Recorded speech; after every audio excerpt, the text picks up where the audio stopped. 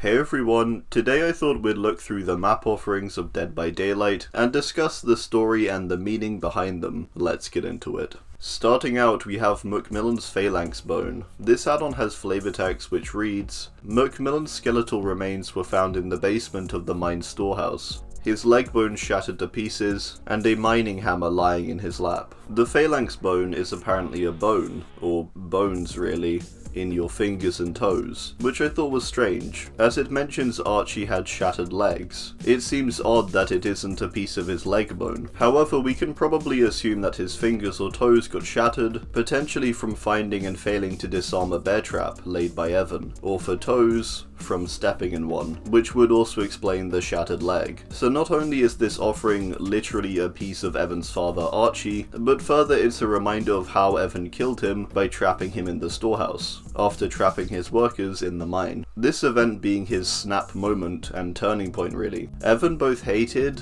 but also weirdly admired his father. He has this inner conflict when it comes to him throughout his tome lore, and his father is someone who makes Evan's emotions fire in many different ways. So this small bone represents Evan as the trapper, reminding him of his father, and the events that led him down a road of violence. And finally, where this all took place, the MacMillan estate, with the bone of course being a literal MacMillan bone. Azarov's key is for Autohaven wreckers, and is described as a broken key pertaining to a vehicle of an unknown brand. A keychain attached to it identifies the owner as a certain A. Azarov. This again kind of hits all the emotional notes of Philip, or the Wraith story, in one. It includes the location of his many unknown and unwilling kills at Autohaven, by it being a car key. Autohaven was a scrapyard which primarily crushed cars, and when Philip discovered he had been crushing people, the first one he found was in the boot of a car. The key is further bent out of shape, a possible reminder of the crooked Azarov, who ran his illegal body disappearing service. Then finally it has the name of the boss who made him do it all, tagged on, Azarov. It covers all the things that will anger and pain Philip, with just one item, making him remember his days at Autohaven and the realization of what he did,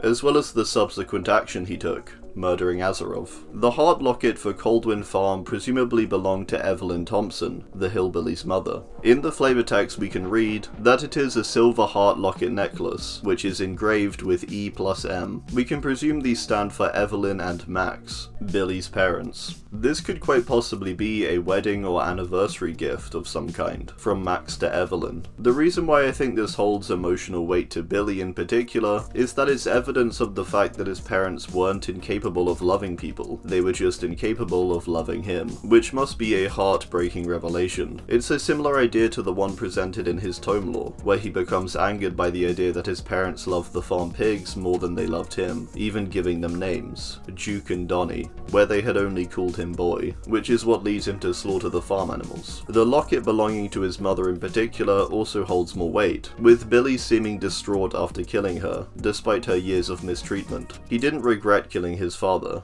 but with his mother, he is far more emotional, and torn by the event it seems. The Charred wedding photograph takes you to Crotus-Pren Asylum. This is a photo taken on the day of Sally and Andrew Smithson's wedding. The death of Andrew is what leads Sally to work at Crotus-Pren to begin with, in need of money to support herself. This is an event she is distraught over, and is something that plagues her mind throughout her tome lore. She is very angry and resentful toward others who she believes are not as good or pure as her husband. This is part of the reason for her eventual flip and subsequent killing. Interestingly, this offering does tie into the other map of the realm, Father Campbell's Chapel, as we can make a fairly safe assumption that Sally and Andrew were married there. To add insult to injury, the faces of the photo are burned and unidentifiable. This may be the lost remnant Sally had of her husband, and now with it burnt and gone, likely from her burning down of Crotus-Pren, she is going to become even more distraught, giving this item even more emotional weight. The Strode Realty Key takes you to the Haddonfield realm, and is the key to the abandoned Myers house on Lambkin Lane,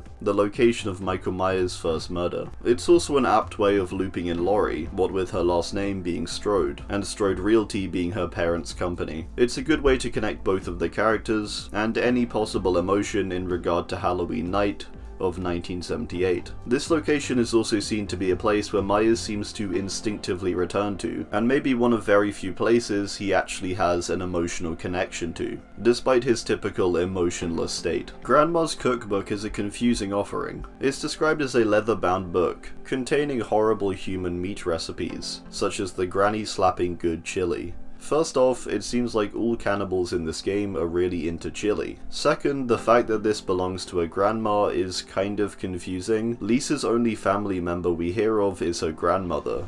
These are different people, but I found it confusing still that there were two grandmothers mentioned in Lisa's story, who could easily be mistaken. This cookbook kind of falls in line with the rest of Hag's add-ons. In total, we know of 3 cannibal members: the deaf boy, the butcher, and the grandma. Scarily, this book looks pretty thick. On the cover we can see a full human body laid out, with cuts across various sections, presumably to divide the body up. A bit like how you can get cut charts for various animals, but here for a human.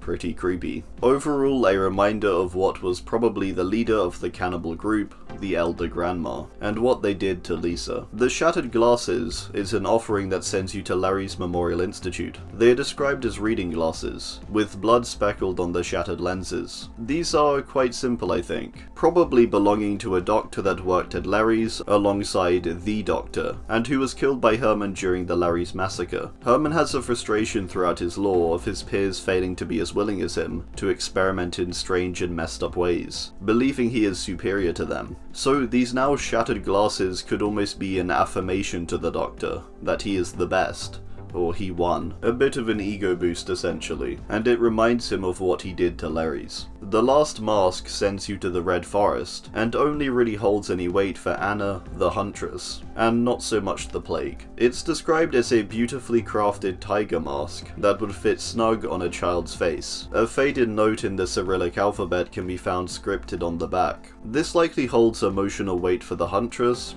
as it's the last remnant of her mother, the last mask she made Anna before the elk killed her. Her mother was someone who Anna pretty much modeled herself after. We can assume the faded lettering on the back is from her mother too, and as we don't know if Anna is actually capable of speaking a modern language, I thought maybe it could possibly be the Bayushki Bayou song that Anna hums as she hunts, almost as a comfort. The animal of the tiger for the mask is also interesting. Tigers are known to be solitary animals, aside when they are young, where they will stay with their mother, and also learn from their mother. Anna as an adult is a lone predator in her land, and pretty much exactly replicates her mother's actions, those of which she learned as a child. So it makes sense that this would return you to the Red Forest. The Pied Piper sends you to Springwood. The Pied Piper is of course a children's book, and commonly known legend. This story is about a man with a magic pipe, who is hired by a town to lure rats with its sound, after it becomes infested. However, after the town refuses to pay him, he takes revenge by leading away all of the town's children, giving them the same fate as the rats. This is a children's story, partly holds emotional weight, what with it being taken from Springwood Preschool, fitting in alongside the add-ons Freddy owns, like the different blocks, brushes, and drawings. Freddy, much like the Piper,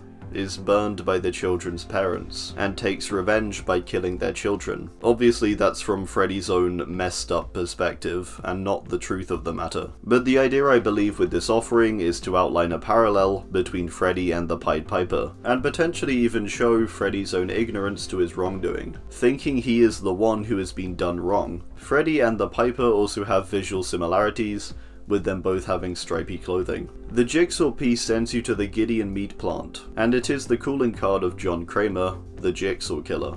I believe this is literally a jigsaw piece, and not a piece of skin cut into a jigsaw shape, similar to the films. With that said, the shape is the exact same to how the skin is cut in the film, so it could also quite possibly be a piece of skin cut into a jigsaw piece shape. The flavor text reads, "Congratulations, you are still alive.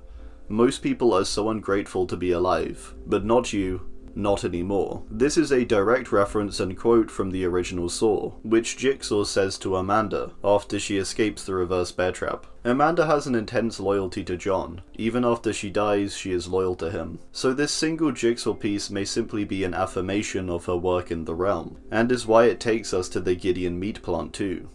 his place of operation. The Yamaoka family crest takes you to the Yamaoka estate, and holds weight in quite obvious ways, being a visual representation for the Yamaoka family line. The Yamaoka legacy being something that negatively affected the lives of Kazan and Rin Yamaoka, the Oni and the Spirit. Both of them ended in the realm because of the Yamaoka name. Kazan went too far trying to preserve his family's samurai fame, and Rin died as a result of her father failing to keep the falling name and estate intact, leading him to snap due to the pressure and the entity's whisper. The flavor text pretty much sums up this idea too, of the Yamaoka name still haunting them both. You never leave a broken home, you only run away until the memories stop haunting you. So it makes sense for this add-on to return you to the place that haunts them essentially. This image alone holds emotional weight. The damage photo sends you to Ormond, and pictures the 4 Legion members without their masks on, presumably at the Mount Ormond resort. The damage to the photo appears to be from snow,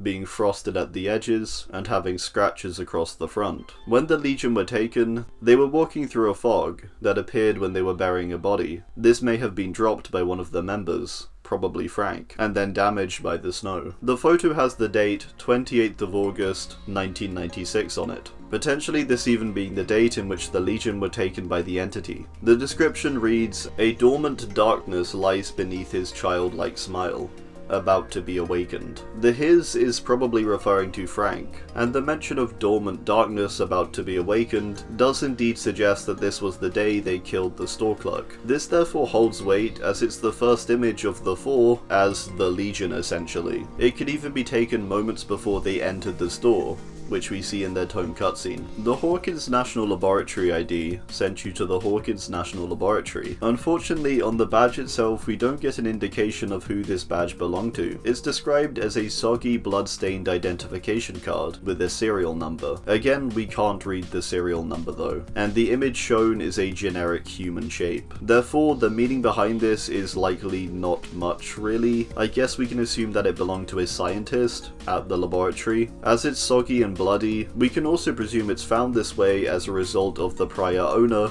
being thrown around inside of the demo's mouth, covered in blood and spit. The scientists at the lab were responsible for breaching the Upside Down to begin with, and so their ID badges being the tie to the realm doesn't seem all that far-fetched. One distinct feature of the Hawkins realm was all the dead scientists found throughout it, so we can presume this ID badge belonged to one of them. And again, they were dead because of the demo, which would also explain the bloody and soggy state. The Dusty Noose sends you to the Dead Dog Saloon. The flavor text reads, "Ask anyone trying to survive on this damn dust-choked land, and they will tell you what a noose really is. A damn mercy." This appears to be a quote, but it is not credited to anyone. My guess is that Caleb probably said this though. This I think is meant to represent the Deathslinger's bitter outlook on the world, after he has been used by multiple people and thrown into jail, with his only way to get out being a cruel hunt of other outlaws. It would make sense he would see death as a mercy, particularly from a noose, at least comparatively to being speared by the Redeemer. So yeah, I think it's meant to show his bitter outlook, that has come as a result of the events of his life. It maybe even suggests that his name of the Deathslinger means he believes his own killing is a mercy in itself. The nooses in particular are also probably representative of Dead Dog, as of course right by Dead Dog